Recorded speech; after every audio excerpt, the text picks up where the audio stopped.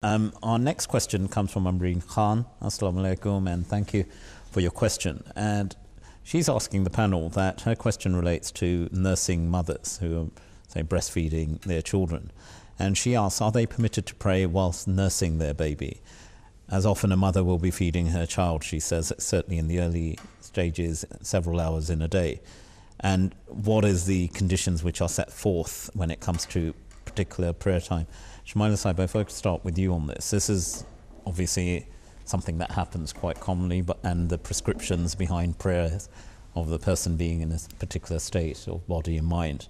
So what is the prescription when it comes to nursing mothers? One thing that always amazes me and never ceases to impress me is the common sense that Islam puts emphasis on. And yes, though the prayer times are prescribed in certain times, and we are instructed to try to do it as early as possible within the time bracket, but the time brackets between the prayers are quite wide. Except for the Maghrib prayer, we have wide brackets, and during we can do our prayers. So it should be possible to fit in the feeding of the baby and the prayer times next to each other without having them really overlapping each other. So I think there shouldn't be really a serious problem. And if a mother is in a position that she takes very, very long each time she feeds the baby, then she might want to think about whether that's really beneficial for the baby or for herself anyways, so that she kind of tries to find a way to feed her baby in a more organized way, so that she can easily fit in both the prayer times and her feeding times next to each other, not at the same time necessarily. And whilst babies feed a lot, they also sleep a lot. So there's a balance to be struck here. Absolutely, and I'm sure yes. It's good respite for the mother at that time. No, Jazakumullah, I think that's a very practical and, as you said, common sense explanation. And as you rightly say, Islam is very flexible in this, and it's a common sense approach. Amreen, thank you for your question. I think whilst it was a succinct answer, it was a very valid and comprehensive one in terms of what's been said. Shamila Saiba, if I could stay with you, because it's a sort of linked question we've got, perhaps what's slightly different, and it's got a wider issue to it as well. Mrs. Gurutulan Bajwa, Assalamu alaikum, and thank you for your question. She's talking about women who are travelling whilst, women who fast whilst they're in the state of pregnancy, they're expecting a child, or they also fast when, coming back to the earlier question, when they're nursing newborn babies.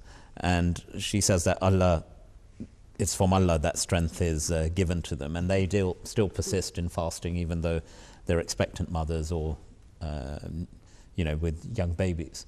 Is that permissible? Well, the Quran is very clear on the aspect that who should fast, and he is equally clear on the aspect who should not fast.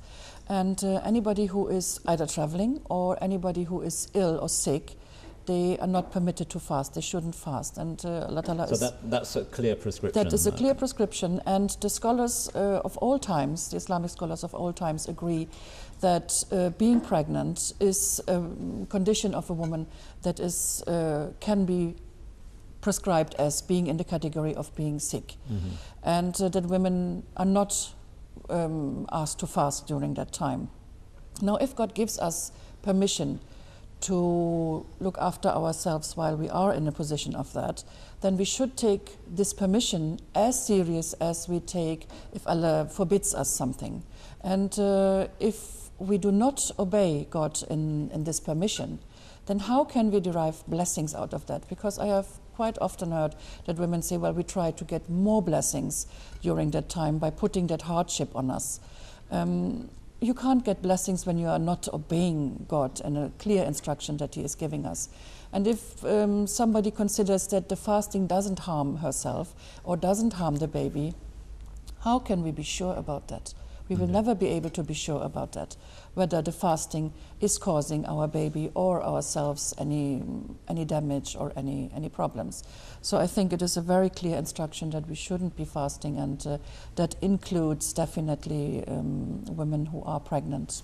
On that as well. Dr. Saab, just picking up the point that Shamila Saiba made there as well, someone may think in themselves, a lady may think in themselves that I'm fasting because it's a prescription of Allah, and even though I'm an expectant mother, yet there are nutrients the baby requires whilst the baby is within the womb of the mother, and certainly depriving a child, say for a long fast, as we will have this summer, you know, you're talking of fasts in excess of 15, 16 hours at times, and that's an abstention including water, which is often perhaps outside the Muslim community not understood, that the fast is a prohibition on food and water. Absolutely, Islam is very categorical on the welfare of both the mother and the unborn child, as Sister has just explained. And medically, the person, the expectant mother, may feel that she has the strength to do that, but physiologically she is never aware of what she is depriving that unborn child at that particular time. So it could be that something is very damaging could take place because of that. And Allah has given us this facility, and therefore it is a commandment that we have to actually obey it, and we do not have a choice in that matter. And this is the spirit behind it, that Allah obviously does not wish for hardship for you, He wishes ease for you. So He has Himself given us this facility, and therefore it has to be used. But at the same time, the other thing that is perhaps something that should be mentioned is the aspect of giving fidya in these circumstances, both when you are sick and when you cannot fast for whatever reason. The Quran says that you should arrange for the feeding of a poor person in expiation for that. So you know, Allah does not let you miss out on the blessings of Ramadan to that respect, that He will allow you to give fidya, so that you are doing charitable deed in that respect, and you're also deriving the benefits of the month of fasting and the blessings of the fasting in that respect. You know, Hazrat Masih Maud also on a slightly different topic was asked, and it was the same sort of thing. Is he permitted to put eye drops into his eye for some ailment that he may have? Now Hazrat Masih Maud hit it on the head straight away. He said, if you have to put eye drops into your eyes and it doesn't, you are in a sick category. So there is no question of is it permitted or not permitted to put eye drops into your eye. You are in a sick category, therefore you have an exemption not to fast. Simple, end of matter. So the same goes across all the other ailments that one suffers from, whether they are minor or major. It is the same ruling that Allah has on all of those ailments. Jazakallah, Dr. Saab. Well, Habsab, just if you could also pick up on this point, the founder of the Ahmadiyya Muslim community, who we believe provided the renaissance of Islam, Dr. Saab just illustrated, talked about even the eye drop. Yet you do find that it's not so prevalent in the Ahmadiyya Muslim community. In fact, I don't think I can cite an example. You know, when people travel, they do adhere to the principle, if you're traveling because it's perceived as a burden, then one shouldn't fast. There's time differentials if you're sick. But yeah, you do come across people who are heart patients, who are having dialysis and are on all kinds of medications, and they deprive themselves of these things, which actually makes them more ill. And the other thing which strikes me, it'd be interesting to hear your views on this, that often people, Muslims, who perhaps aren't as prescriptive on some of the other fundamentals, when Ramzan comes, which is a good thing, they become very adherent to the principle of fasting, but not perhaps to the principles that surround fasting. It is very true. That is one of the reasons why Hazrat Mahdi, the promised Messiah on whom be peace, had to come. Because people read the Quran and yet either did not follow it or felt that it was not necessary even to act upon them. Now, what our sister was telling us, God Himself has exempted you from fasting. You know you are exempted. Why compel yourself to do things that Allah does not require you to do? And it is very strange that in some Muslim countries, during the Ramadan, God Himself says, وَمَنْ كَانَ مِنْكُمْ مَرِيضًا أَوْ عَلَى سَفَرٍ, those who are sick or on a journey are not to fast during that time. They should fast after the journey or after the ailment.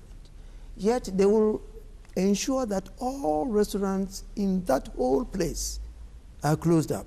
Now, if a person travels from one place to the other, from Gillingham, for instance, to London, and the person is a traveler, he is not required to fast, and all restaurants are closed, so how is he going to find food to eat? Yes. So, I mean, it is going clearly against instructions of the Almighty, and yet they do it with impunity, as if they do not matter. And such countries also call themselves Muslim countries. Sometimes it is puzzling to come across situations of that kind.